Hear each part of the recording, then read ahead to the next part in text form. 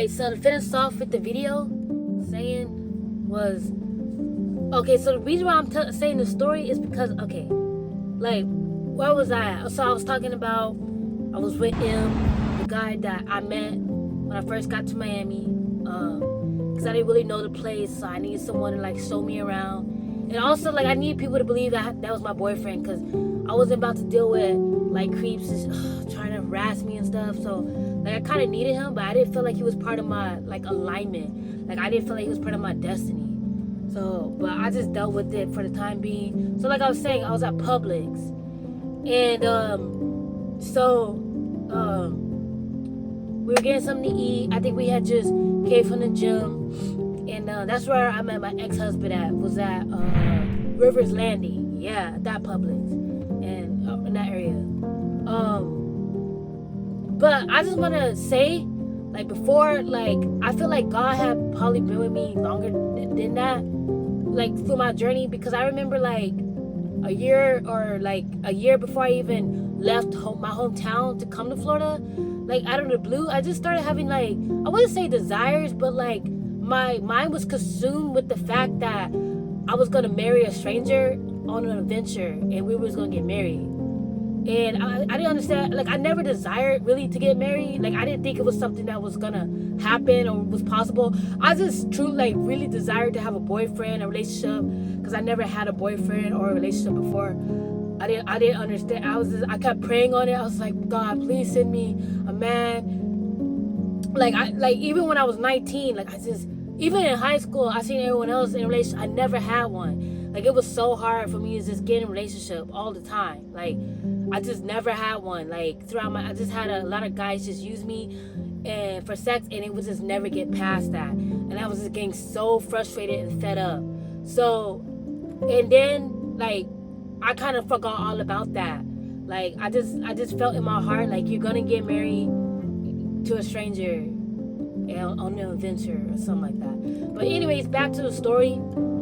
So, like I said, I was in River Landing. I was going, like, we just came out of Publix, just finished our workout, and then I was going back into Publix, and that's where I bumped. We just call him, because that's one of his nicknames. Either Vio or, I'm only gonna I'm gonna call him Vio. So that's where I bumped into him. He had, like, his little Frenchie, like the little gold necklace or whatever, like his little chain, like. At first, I wasn't even gonna give him a chance, like, just because, like, of his appearance, like, he kind of give off that, like thuggish vibe, but, like, he had, like, on the hat and everything, like, just, like, kind of, like, you know, like a street dude, like, it's not really my type, but what got my attention was he was talking about Jesus, and, like, he was really talking about how, like, he changed his life, like, he was in the streets and stuff like that, and we were just exchanging stuff about, like, our beliefs and our views and stuff. And then, like, he had a little cute Frenchie. And then I was like, oh, like, you know, I was petting the dog. Like, cause, but, like, this where things, like, kind of started getting interesting. You know, I wasn't really expecting anything to happen or come from this dude. But he seemed like he really wanted to help. But, I mean, I just gave this dude the benefit of the doubt. Because I'm like, I accept the help. I'm homeless. Just came here. Like, I have money, but, you know, I need help. Like, so he offered, like, as we were talking, he offered to, like, take me to the laundry to get my clothes washed, and then he's gonna give me a bike and then send me on my way. I didn't really think that much of it, so I was like, all right. So we exchanged Instagrams. I didn't get his number or nothing, but, like, literally the next day I hit him up and I accepted the help, and this is, like, the start to my journey. And like I said, like, I didn't think that I was actually gonna, like, fall for the snare, because I was, like, pretty firm in my faith. Like, I told him, like, no, I'm not gonna let somebody come by and distract me, and like, I'm not gonna fall for it. But literally the next day, like, I had the opportunity presented to me, and I fell in my faith. But yeah, so the next day he picked me up, do my laundry. He has homeboy in the car with him. That was, like, the guy that, like, he went to his church with him too, because his dad's a pastor. So you know, like, his dad owns a church, so he's one of the members there. And this is where things started getting really interesting. So, I mean, he was in the car. I didn't really think nothing of it. So we were at the laundromat, getting my clothes washed. I had like a lot of clothes. And we were just talking about, like, at first, like, I was just letting this dude talk, like about his spiritual awakening and everything. And like, at first I wasn't really buying it, but I wasn't turning it down neither. Like, I wasn't like, nah, I don't believe this dude. Like, I wasn't like quick to like turn it down, but I wasn't convinced 100% until like he was talking about he was having dreams from God and like just like prophecies and stuff. And I was like, oh wow, like, I'm just listening, I'm just taking everything in. And his homeboy, like, we was talking, like, he just randomly asked me my last name, like, I can't remember what sparked it up or whatever, but he asked me my name, right? And it was very, like, I feel like this is the start where everything started getting interesting. I told him, I was like, okay, I'm adopted, so my adoptive last name is Kaiser, but my birth last name is Carrington. And I kid you not, like, we'll just call him K because his name started with a K. So his homeboy K, that's the one who intrigued the question. So Theo, he was like, yo, like, I've been, like, he said he been having dreams about like a character, and his homeboy was like, he's like, yeah, he's been talking about it. Like, he said like a character was gonna come to me, and like she was gonna like come my way and everything. And I was like, something like in my heart told me like that he wasn't lying about it. Cause I mean, like, it was just too much of a coincidence. Like, it was just too accurate. And like, I can't remember like specific details, but like kind of like what he was like kind of like explaining. I was like, okay, like, I still wasn't like buying it, but I was like more tuned in than I was like when he was just talking about his dream and his revelations and like visions that he was having, or like his spiritual awakening. Like, he, like, the thoughts, like, he was coming up with, like, what's the word? Like revelations, basically. Like, just, like, revelation is something, like, you come to knowledge or understanding of the truth. So, and through God's, like, mysteries and, like, the secrets of the kingdom. So, that's what I mean when I say revelations, when you come to, like, a higher understanding of things. So, like, when he was talking, like, it was just kind of going through one ear at the other. But when he said that, it kind of like caught me on. But I still wasn't like really expecting nothing from this dude.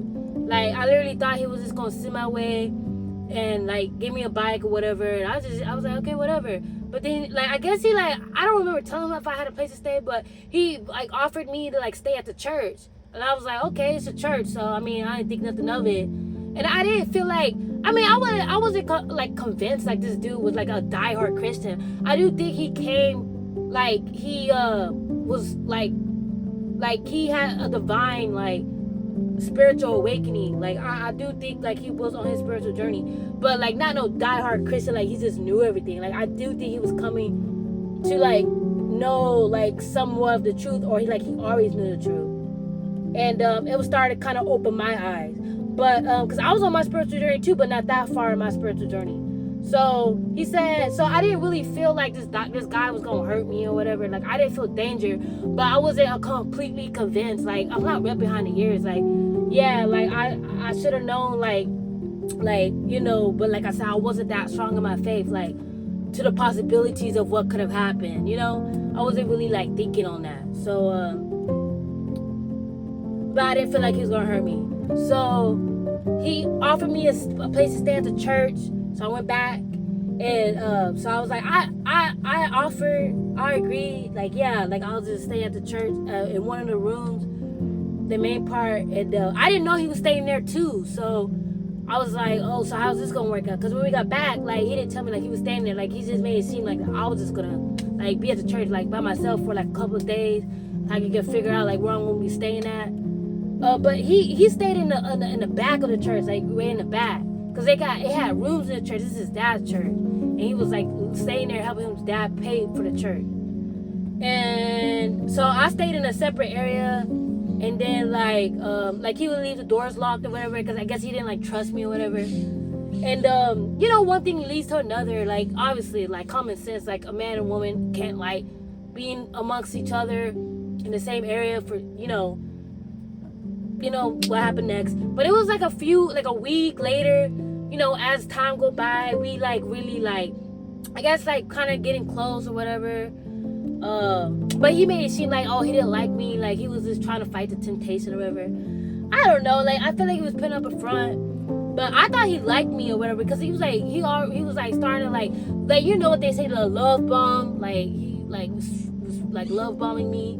And then he was like, no, I don't like you, whatever. Like, he would, like, kind of, like, blame me for thinking that. And I was like, and then, like, one thing led to another. So, that's where I messed up at. But, that's what I'm saying. This is where, like, things get interesting, because, like, every time we would do it, for some reason, I would just feel, like, real dirty. Like, real, like, I was just feel, like, real dirty. Like, I didn't know why. Like, and I just felt, like, not necessarily guilty, but I would just feel really dirty. Like, this is, like, not, like, me. Like, I just kind of settled, because it's not that I wasn't attracted to him. Like, yeah, I was. But, like, initially, he wasn't my type, because he, like, a thug, but, like, I was attracted to him. But I kind of settled because, like I said, I wasn't firm in my faith. I didn't really know how it was to be on the streets of Miami like that, especially being homeless as a female. And, like, it's just comfort and security. Like, as a female, we want that, Like, he was buying everything. He was taking care of me. He had the money and everything. And plus, he was talking a lot of spiritual, like, truth and, like, wisdom. That I felt like he couldn't get nowhere else but from God, putting it into his mind. But, yeah, we messed up. But I just got to the point where I just felt really dirty. Like, I just didn't feel right about it. So I told him that I was going to leave, like, because I started to feel like, well, maybe, like I said, I didn't really feel guilty, but I just felt like that I was going to leave. But he didn't, like, want me to leave. But later, like, he didn't even really want me, though, neither. But that's, like, later throughout the story. So I told him, like, he kept saying, like, oh, maybe, I can't remember, like, the specifics, but I was like, I'm gonna leave, like, because I don't feel right doing this. Like, I just felt really. And so we were talking about marriage and stuff, and I knew, like, the only reason why he wanted to marry me is to, like, save face, and because his dad's a pastor and his mom, like, they're like diehard religious Christians, right? So he was just really trying to save face, but he was like, some of the stuff he would come up with, I felt like it was coming from his mind, like, it was like far-fetched, like, especially some of the dreams he would have. He would just make stuff up, or he just wouldn't, like, decipher them right. But yeah, he said, yeah, we should get married. God sending him signs to, like, marry me or whatever. I'm like, but I just fell for it, because I'm like, whoa, like, but keep in mind, I long forgot about the prophecy, or, like, the whole idea in my mind that I was gonna get married to a stranger. Like, I was still getting to know him. I didn't really know him. Like, I just got here. It's already been a month, and like, a month later, we got married. After a month of meeting each other, and I totally forgot about that, and that could have been God telling me, like, he could have been with me since then. But yeah, long story short, we got married like 2 days after Valentine's of 2024, and I thought that was gonna fix everything. I thought that was gonna make everything right and whatever.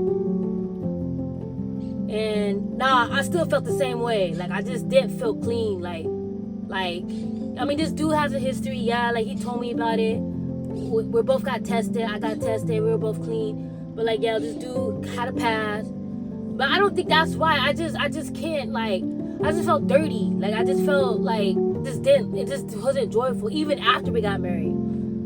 So we kind of just dealt with it. I just kind of dealt with it, like, I was just like, well, I don't know what it was. I just couldn't, like, I was like, I mean, I don't want to get too into the details, but I'm trying to think. Oh yeah, another thing that happened that kind of, like, caught my attention. He kept talking about this prophecy, because he was with this girl named Jessica. I guess he was like, because he likes Spanish girls. Like, he always wanted a Spanish girl. So why he with me? But anyways, not trying to be sour apples. But he kept talking about, like, he had this pastor named Joel. And I guess he had some type of vision or prophecy too.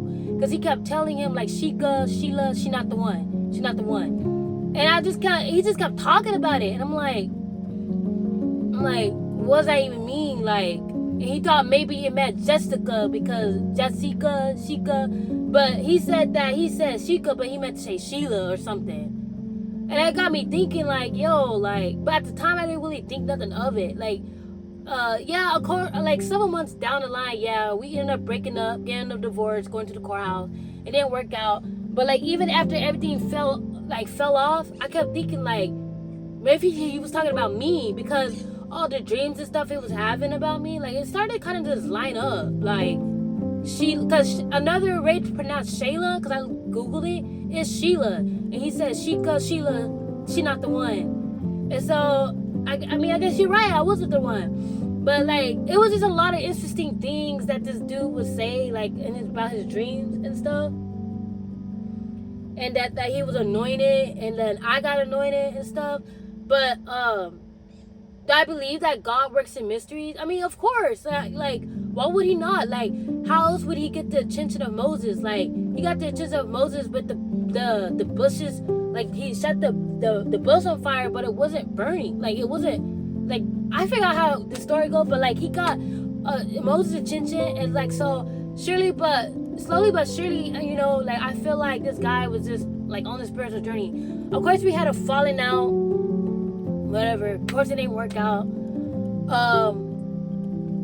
But like I said, I guess in a way, like, I settled because it was comfort and security. But I just felt like God had more for me, and that just wasn't my final destination. And it didn't work out. Oh, and another thing, I kept praying to God, like, you know, is this it? And I kept having a feeling in my heart, like, leave. I'm like, nah. And then he would be like, oh, that's not God, that's Satan, that's the devil. Like, oh, like, but he didn't want me at the same time. Like, he always down me. He always said I look like a NRGC.